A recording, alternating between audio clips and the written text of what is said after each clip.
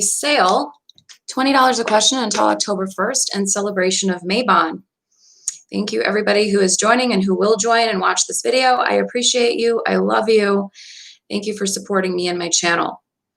If you'd like to make payments and donations, go to naomitarot.com. There is a payment button there. Again, sale, $20 a question until October 1st. It's a great sale because normally it's $25. Happy MABON season, everybody. It officially starts on the 21st, right after my birthday. And happy birthday to me and Virgo, end of Virgo season, beginning of Libra season. I'm on the cusp. My birthday is on Saturday. Yay. So I might do a little quick video on my birthday that day. And that's it, because I'll probably be spending most of the day shopping, going to get something to eat, meeting up with my girlfriends, female friends. Not that it would be bad if she was my girlfriend, but, you know, female friend, I mean, when I say that. And that's about it. So let's get into the pick a card reading. And then we might talk more about, oh, thank you. Thanks for the early wishes, Annie. As I said, tomorrow on Saturday on my birthday, I probably will be doing a short video. Thank you for the early birthday wishes. I appreciate it. And I will start the pick a card now. So I wanted to do pick a card.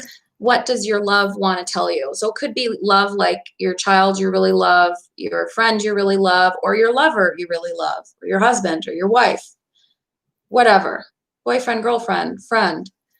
So I want you guys to concentrate. So this will be number 1, the rider, because that just popped out on number 1, 2, or 3. What does your lover or love or the person that's connected to your heart the most right now want to tell you? They could also be somebody who's deceased too. If there's somebody you really loved who is deceased, who wants to have, say, a message to you. Home, the rider is number 1, and order, and the stork. Okay. So you're a special person, your love interest, whether they're platonic or sexual or romantic, wants you to know that they have good news for you. There's something good that they want to tell you, and they want to like rush towards you with this news. They want to build a home with you and possibly have children. If it is not somebody you're romantically involved with, it could be your child wants to tell you that they're looking to build a home with somebody and have children, and they're really excited to share the news. If you're in that stage of your life where your children have left the nest, it could be that. If it's a lover, this is how they see you. And if it's just a friend, maybe they have some news about that in their life. Maybe you're going to be getting invited to, I keep seeing, because when I get the stork with the home, this is almost always like expanding a family. If it's not expanding a family with children, it could be your partner wants to adopt a dog or a cat. There's something with kids involved in this, or nurturing something. Or maybe they want to start a business with you. They hold you in very high esteem, and they feel very lucky. It's almost like a celebration to them that they found you. If this is somebody deceased, they want to tell you, they want to rush towards you with this message to tell you that they think that whatever it is you put your mind to, you can do. They're celebrating your successes that they see you have in life. And they know that it's possible for you to have this happy home, this happiness you're looking for. They don't want you to give up on it. So it's just messages about home, happiness, building a home, expanding the home, whether, as I said, it's with children or with animals, or building a business. And either this person wants to say, I believe in you, you can do all these things, or I want to have these things with you, or I want to share this news with you. This is what's going to happen in my life if it's a child. So it's really expansive, beautiful energy about new beginnings, nurturing, very feminine energy, and a lot of respect and appreciation for you. It's a really nice message, message number 1. Whoever this person is really appreciates you, and they feel like they see more of the good in you than you might see in yourself. And like I said, if this happens to be a child that you have and you're later in life and your child's giving you this news about the home and themselves, they trust you as like a friend and a confidant, and they really appreciate things you've done for them. And that this is why they tell you like first, is one of the first people they speak to about this kind of stuff. They really admire you and appreciate you as a mentor, and you're the closest person to them. And they're just like so excited to share this news with you. But I think it's more likely that you're actually involved. Oh, excuse me. I have to take a breath sometimes. I think it's more likely that you're actually involved. I choked on my own words. That you're actually involved with the person and they want to have this with you than that they're a child giving you this news, or your child. Like, I don't mean like a little kid, I mean your adult child. So I think it's more likely that you're involved with the person giving you this news, or they want these things to happen for you and they see this for you if they're a deceased loved one from beyond. Message number 2, what does your lover, or just the person that you care about most want you to know? What do they want you to know?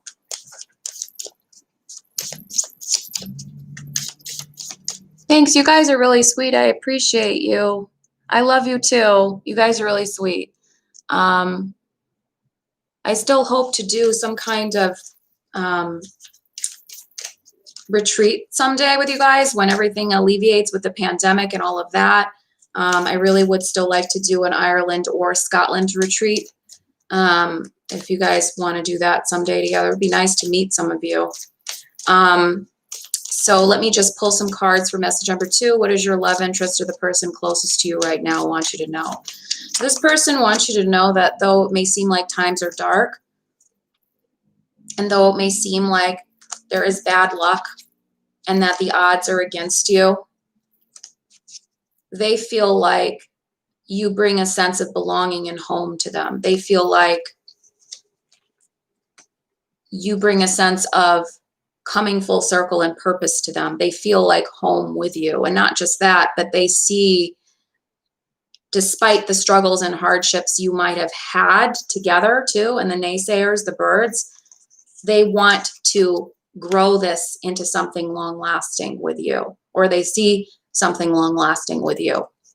It could be that this is your twin flame. As I've said before, the difference from what I understand between a twin flame and a karmic partner and a soulmate is karmic partners are like, there can be love in all 3 of these connections, right? But karmic partners are a milder version of twin flame, and twin flame, you only have one, whereas karmic partners, you can have many. It's like a difficult relationship. There's a lot of attraction, passion, sexuality, and love in it, but it never seems to fully come together. There always seems to be conflict. In a twin flame, you only have one twin flame in your whole life. They are your mirror opposite, and they reveal to you the wounds that you have in life, and ultimately you learn how to heal the wounds from the experience with them. A lot of times you don't stay with your twin flame. It doesn't mean you can't if you do meet them. It just means it'll be an incredibly difficult, probably the most difficult relationship you've ever had, but the one with the most amount of supercharged love and passion in it. So this could be a karmic partner or twin flame, and many people marry karmic partners. It doesn't mean just because, sorry about that, that's my phone. I'm going to turn the volume off. Just because somebody has a karmic partner or twin flame, it's doomed to fail. It's just going to be difficult, but it doesn't mean they're lacking in love. So I see that it's been difficult, the connection. Either that, or this is a soulmate friend that you have been friends with a long time. If they're not a lover that says, despite the hard times, I want to have growth and possible marriage. If not marriage, just I see you in my life long term, despite the hard times. If it's not that, and this is a friend we're talking about, you two have lived mirror lives that may have been difficult, and you've had the same difficulties, and the naysayers around you trying to put you down or say you can't do this or can't do that. And they see you as a solace and as a home for them. And they're so happy that they have you as a friend, and they're so appreciative of you, and they feel like soulmates with you because of what you've been through. Because soulmates don't always have to be sexual. A lot of times twin flames and karmic partners are not, twin flames are not always sexual, but a lot of times they are, whereas soulmates could be sexual or non-sexual. You can have soulmate friends or soulmate lovers, people who are lucky enough to marry their soulmate partners. They often have easy, nice friendships, but with some attraction. Those are those more calm, easier relationships. So I feel like this is either a friend who just appreciates what they have with you and they want to maybe like they want to take like a trip with you, or they want to start a new craft together, or like a hobby together that you guys can grow as friends towards, or they want to reconnect with you because they miss you, because you've had a lot of the same difficult experiences you got through together and they appreciate you. Or this is a lover who really wants to hold on to what you have despite the odds, and they're more of a karmic partner or twin flame if it's a lover. If this is somebody from beyond, if it's a deceased loved one, they are trying to tell you that they know that your life hasn't been easy. They know that there's been dark clouds and what you feel like a curse or bad luck has surrounded you, and that people have put you down and haven't made it easy for you, but you've always gotten back up again. And they're saying you can always get back up and grow towards the light. You can always find that solace, that peace, that everything coming full circle, right? You can still find that. Don't give up. And I think that's what they were kind of saying in message number 1. There's this essence of don't give up. You deserve this. You can have this. If it is a deceased loved one, that's apparent in the 2 messages. If you chose message number 3, number 3 is a popular one that a lot of my viewers tend to choose for some reason, maybe because it's like a lucky number. Whenever I watch other people's pick a card readings, I usually pick message number 2, or I scroll to like the center of the video, which usually ends up being number 2. But whatever number you resonate with is the right one for you. So lightning just flipped out, so I should take that out. Okay. You chose message number 3. Message number 3 is the key, lightning, and the stork, and celebration again, and the crossroads. You might take out more if I feel I need more to read the message. Okay, so there is something shocking that is going to occur between you and another person. There is something shocking. So lightning is like it hits you, you didn't expect it. Some shocking news you're going to find out. And it may be the key to something you've been wondering about for a long time. And it's going to bridge this new beginning and the celebration with them, or this new beginning you're going to have again. Maybe an old friend is going to come back from the past that you had lost touch with, and you're going to reconnect, and it's going to improve your life and shake things up in a good way. Or with a lover, it's that they are going to give you some news you didn't expect, but it's actually going to be good news. And it's going to improve your life for the better.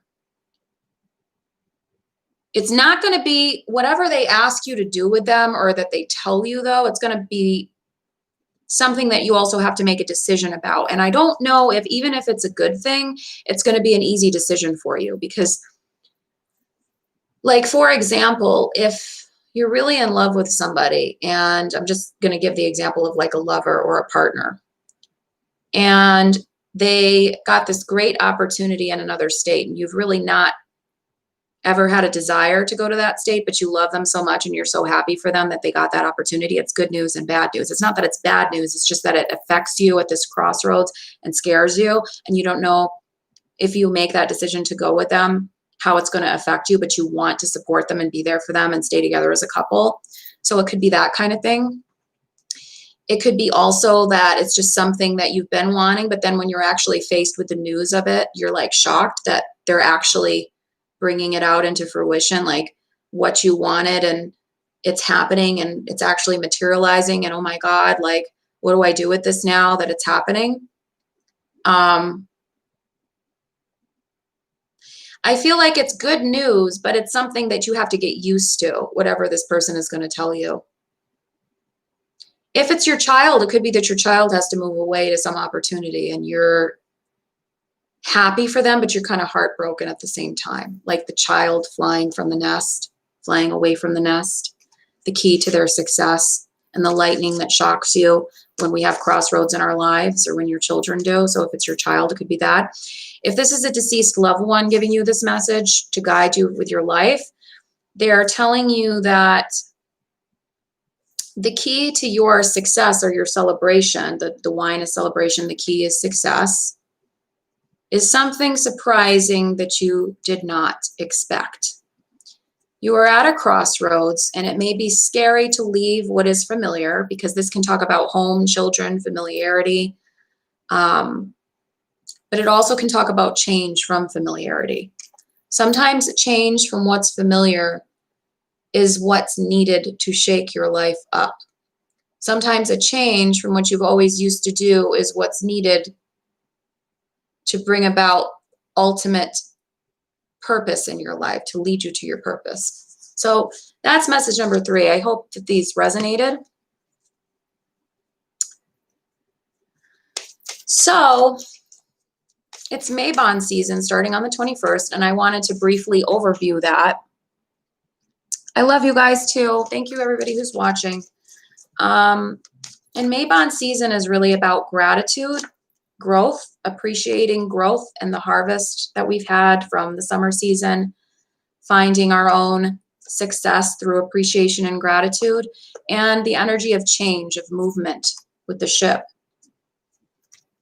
Loyalty and faithfulness, and again, good luck. So these cards, these positive cards, just basically here are representing the appreciation of the good we have in our life. And the acceptance of change, because the winter will be coming and we'll be going into Samhain, which is the original Halloween. It's from Ireland and Scotland. It's a, if anybody hasn't watched my channel before who will see this video, it's an ancient Celtic holiday that Halloween derives from. It was brought here by the Irish. It is an Irish-Scottish holiday, I believe also northern France. That's where most Celtic people lived, and parts of England and Wales. And it is about the Day of the Dead and celebrating the ancestors and also fearing them because they believe they walk the earth that night. It is also a metaphorical, figurative celebration of one half of the year to the next half of the year. So the light half of the year to the dark half of the year. And in that change that we metaphorically experience as human beings. So MABON is like the precursor to that. It is the witches' Thanksgiving, or the Wiccans' Thanksgiving, or the wise woman and wise men Thanksgiving. It just means that when you are a deeply spiritually connected person to the elements of the universe, the elements of nature, the elements of the cosmos and what we can't see, you feel the changes that the earth goes through as well. And this is why a lot of these holidays of indigenous cultures, such as the Native Americans and people who live in various different countries, both in America, Europe, and even in the continent of Africa, including some of the customs that slaves brought over from West Africa when they practice things such as hoodoo, etc. A lot of these customs are associated with nature and the earth. So this particular custom, which derives from ancient Celtic origins, is about the mother goddess giving birth to the god, or the sun god, S-O-N, not S-U-N, S-O-N god, MABON. And MABON is the celebration of life, the celebration of harvest, and also great just gratitude, because it's like storing up the grains, storing up the harvest for the coming Samhain season, or winter, the precursor to winter. The Celtic or Witches' New Year is Halloween. And again, it's a celebration of the dark half of the year and the ancestors. So this is a good time to get ready for that. It's a good time to start making a gratitude list if you haven't already. Be grateful for what you have in anticipation of more abundance. It's always good to be grateful. If you want to celebrate it, you can set up your own like little altar or table of like leaves and just to commemorate the season. And you can fill up like a glass of wine as an offering, or like put like little nuts in a plate there. I don't believe in doing animal sacrifice, obviously, so I'd rather offer food and drink to the goddess and god archetypes. If you feel you like to do that, I do that. If not, you don't have to. Just reflecting on what you're grateful for and what you'd like to manifest in the dark half of the year. And it's a time of contemplation. So sometimes wearing, I know it sounds strange, but even the colors you wear, what you adorn yourself with, can help connect you to that. I find that I wear a lot more black and dark colors as the season gets darker. As I've been back in New York now, I don't know if I'm going to stay. I'm trying it out right now, so I'm not making any promises. I might go back to my family's, but we'll see. I'm kind of bouncing all around here this year, even with a pandemic. But the numbers here are good in New York, so I don't know if I'm going to stay, but I'm here. I have an intro video on my Patreon showing parts of New York. I'm going to put it as the intro on one of my public videos so you can see little snippets of New York. But since I've been back here, I've been noticing like most of what I brought is like black colors or dark colors, and how vastly different my clothes from the summer are from the winter or the fall. And sometimes even the colors we adorn ourselves with can affect our energy. So black or darker colors are absorbent colors. They're reflective colors. They're introverted colors, right? Whereas the energy of the summer is like the light, expansive colors, the masculine energy. The feminine energy is of the dark half of the year. The masculine energy is of the warm, lighter half of the year. And if you're in the southern hemisphere, I apologize, it's the reverse for you. But up here in the northern hemisphere, that's what it is right now. So it's like that feeling of the movement and the changes of the seasons and that going within energy. So you might even adorn yourself or surround your room with darker colors like navy blue and burgundy and black and dark gray. And that's, to me, my opinion is that's not depressing. That's just a different energy. That's why when we perform rituals to certain deities, or we perform certain things that are about protection and warding off energies that might be negative, black is a good color because it's a protective, absorbent energy, right? When we want to expand and when we want to release, or when we want to gain abundance, green and white are good energies because they're reflective and they're energies of growth. And creativity is purple and turquoise. So even what you wear can be effective for getting you in the mood of the season. You don't have to change your whole wardrobe, but sometimes it just happens naturally that you'll wear certain colors certain halves of the year. Good stones to always have are clear quartz. I think is a good stone for any time of the year because it just cleanses the energies around you and with you when you hold it. But particularly for the theme of this year, black obsidian would be a good one, or pyrite, heavier stones, darker stones. As always, if you're looking to manifest wealth or good luck, malachite is a good one, or emerald. Rough emeralds actually aren't that expensive. People think just because it's an emerald it is, but not really. The stone of the month is the beautiful sapphire. Actually don't have any sapphire. I have aquamarine for some reason, like this right here, and I have a ring, but I like sapphire. It's a beautiful stone if you want to go with the theme of the month.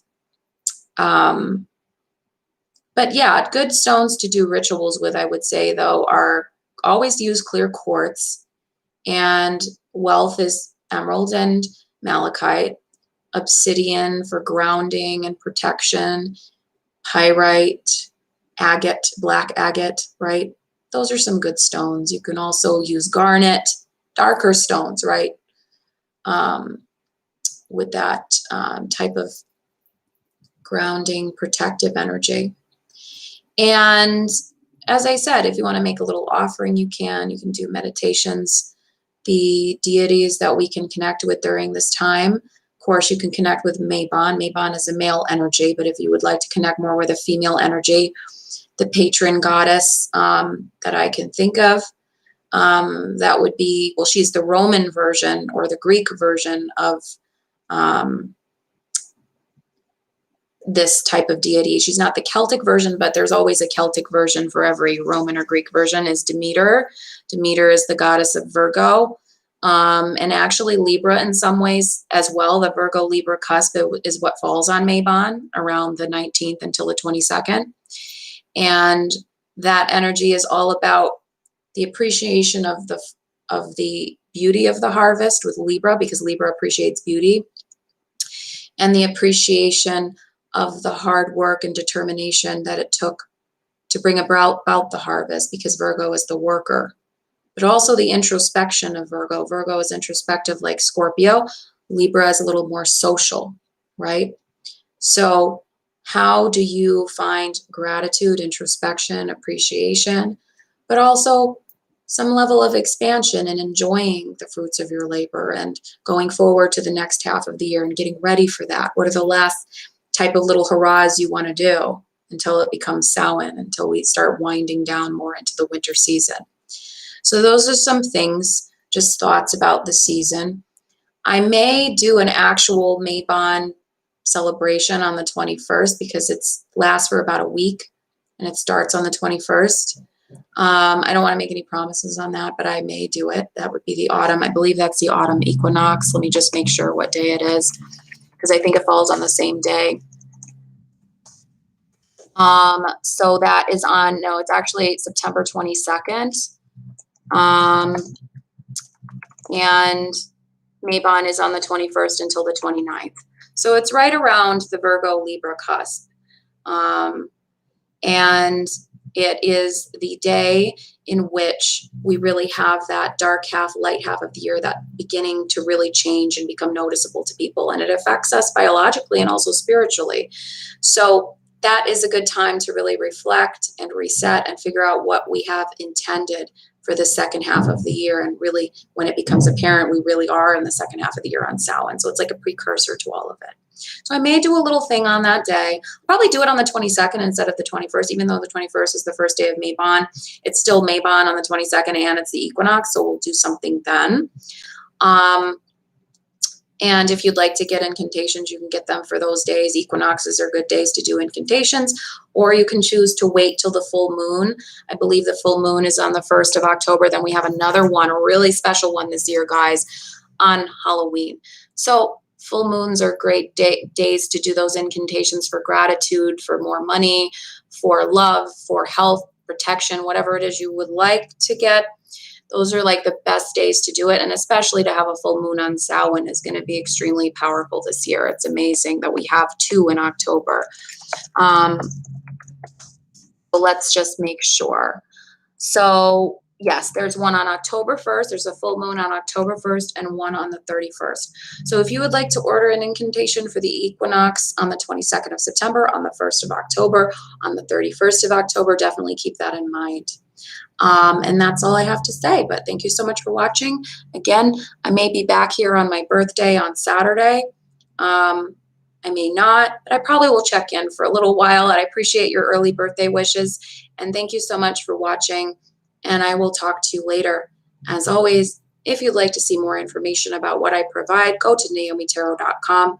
If you'd like to hear more about my thoughts on the pandemic, more bonus royal videos, more sign reading videos, because I'm going to do pick a card for each sign. So, well, for each element. So earth, air, water, fire, pick a card for each one. I'm going to still be uploading that this month. I promise I will do it.